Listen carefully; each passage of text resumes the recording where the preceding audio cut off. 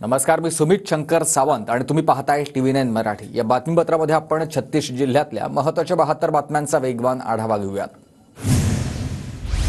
बीड हत्या प्रकरणाबाबत आता SP नवनीत कावत ॲक्शन मोडवर आलेले आहेत। छोट्या मोठ्या गुन्ह्यातील सराईत गुन्हेगारांना PMDA मोक्कोका लावणार आहे। खोटे गुन्हे दाखल करणाऱ्या फिर्यादीला आरोपी केलं जाईल। बीड हत्या प्रकरणामधील आरोपी विष्णू चाटेवर आणखी एक गुन्हा दाखल झाला। आरोपी विष्णू चाटेचा मोबाईल अद्याप सापडला नसल्यानं CIDनं पुरावे नष्ट केल्याचा ठपका ठेवत गुन्हा दाखल केलाय।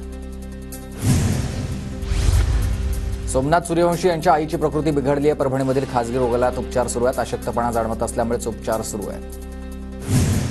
पारनेर सायबर आता साखर कारखाना हा विक्री करण्याप्रकरणी आता गुन्ह्यांच्या SIT चौकशीची शेतकऱ्यांनी मागणी केलेली आहे। अन्यथा पारनेर पोलीस ठाण्यासमोर उपोषण करण्याचा इशारा दिला आहे। गुन्ह्यातील घोटाळ्याची व्याप्ती 300 ते 400 कोटींपेक्षाही अधिक असल्याची माहिती आहे। साताऱ्यातील झाडाणे येथे बेकायदेशीर जमीन वीज वितरण प्रकरण वन विभागाच्या परवानगीशिवायच गुजरातच्या आयुक्तांना वीज दिली। पर्यावरण आता कार्यकर्ते सुशांत मोरे यांनी आरोप केलेला आहे। चंद्रपूरच्या वरोरा शहरात अतिक्रमणधारकांकडून अनेक जागा आता गिळंकृत करण्यात आल्यात। अधिकारी दुर्लक्ष करत असल्याची जनतेकडून खंत व्यक्त होते। तर शहरातील स्वच्छता आणि व्यवस्थेचा मोठा प्रश्न उपस्थित झाला। स्वर्गीय संतोष देशमुख यांचे बंधू धनंजय देशमुख आणि त्यांच्या कुटुंबियांनी घेतलंय श्री विठ्ठल आणि रुक्मिणी मातेचं दर्शन। तर सगळ्या आरोपींना फाशीची शिक्षा व्हावी, देशमुख कुटुंबियांची मागणी आहे।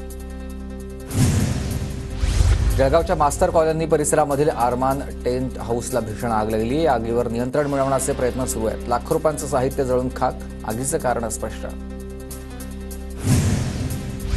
कोल्हापूरच्या चंदगडमध्ये पहिल्यांदाच भरलाय प्रशासकीय जनता दरबार। आमदार शिवाजी पाटील यांच्या पुढाकारानं जनता दरबार मध्यवर्ती कार्यालयात नागरिकांसाठी गर्दी।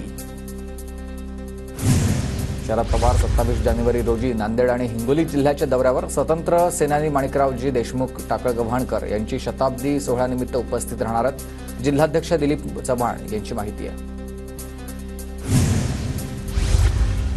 चंद्रपूर शहर महानगरपालिकेच्या धोरणाविरोधात शरद पवार गट आक्रमक झालाय। मनपासमोरील मैदानावर धरण आंदोलन। तर अमृत पाणीपुरवठा योजनेचे संथगतीनं सुरू असलेल्या कामाविरोधात आंदोलनकर्त्यांनी जाब विचारलाय।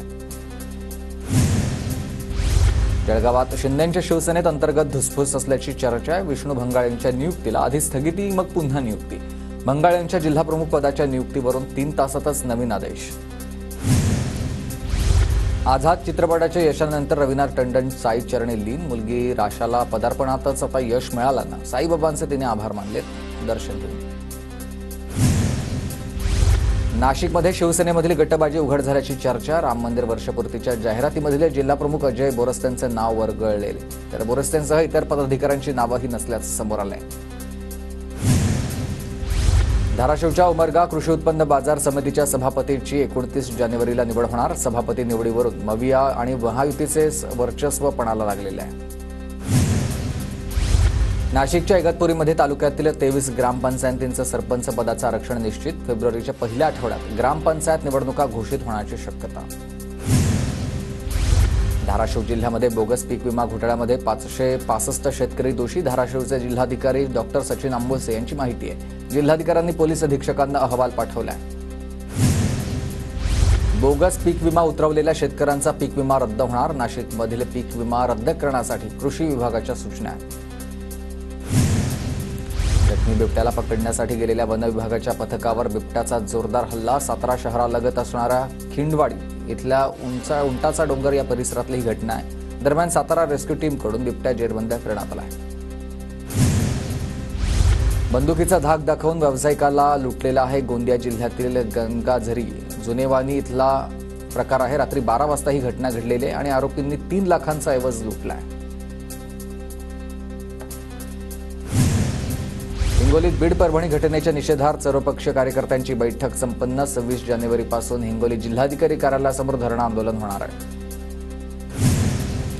जळगाव जिल्हा रुग्णालयात कंत्राटी तत्वावर काम करणाऱ्या कामगारांचं काम बंद आंदोलन। 2 महिन्यांपासून पगार मिळाला नसल्यानं कामगार आक्रमक झालेत। काम बंद आंदोलनामुळे जिल्हा रुग्णालयामधील सेवा काही प्रमाणात कोलमडली आहे।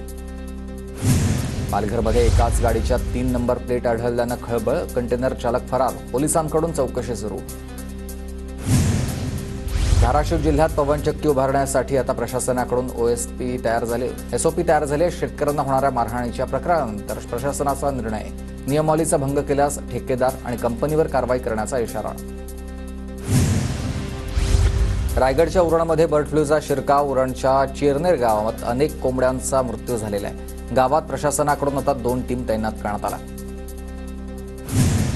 रंकाळा तलाव प्रदूषण रोखण्यासाठी महानगरपालिकेनं दिलेल्या आदेशाला कोल्हापूरकरांकडून केराची टोपली. तलावावर कपडे, वाहनं, जनावरं धुण्याचं काम सर्रासपणे सुरू आहे. परिणामी प्रदूषणामुळेच रंकाळा तलावामधील मासे मरणाचं सत्र सुरूच आहे. पालिकेचा आदेश फक्त कागदावरच आहे. अकोल्याच्या राजापूर खिनकीमध्ये आता शालेय विद्यार्थ्याकडून बाजाराच्या खरेदीचा व्हिडिओ समोर आलाय. शिक्षकांना बाजाराची पिशवी पकडण्यासाठी विद्यार्थ्यांना सोबत नेल्याचा प्रकार आहे. अमरावती शहरातील अनेक वाहतूक पोलीस कंट्रोल बूथ बंदावस्थेत आहेत. काही कंट्रोल रूम वर्षांपासून बंद असल्यानंच नागरिकांची गैरसोय होते. वसंतराव नाईक मराठवाडा कृषी विद्यापीठाचा उद्या 26वा दीक्षांत सोहळा पार पडणार. दीक्षांत सोहळ्याला राज्यपाल CP राधाकृष्णन, केंद्रीय मंत्री नितीन गडकरी उपस्थित राहतील. पुण्यात मध्य प्रदेशचे मुख्यमंत्री मोहन यादव यांचा चर्चासत्रामध्ये सहभाग. 24 फेब्रुवारीला मध्य प्रदेशमध्ये मोदींच्या उपस्थितीत ग्लोबल इन्व्हेस्टर समिटचं आयोजन करण्यात आलंय. महाराष्ट्रातील गुंतवणूकदारांना कार्यक्रमाचं निमंत्रण देण्यात आलंय. गोंदिया जिल्ह्याच्या सालेकसा तालुक्यामधील कराचगड येथे आता 10 ते 14 फेब्रुवारी या 2 कालावधीमध्ये कराचगड यात्रा होणार आहे आणि याच जिल्हा परिषदेचे मुख्य कार्यकारी अधिकारी यांच्याकडून आढावा घेण्यात आला आहे.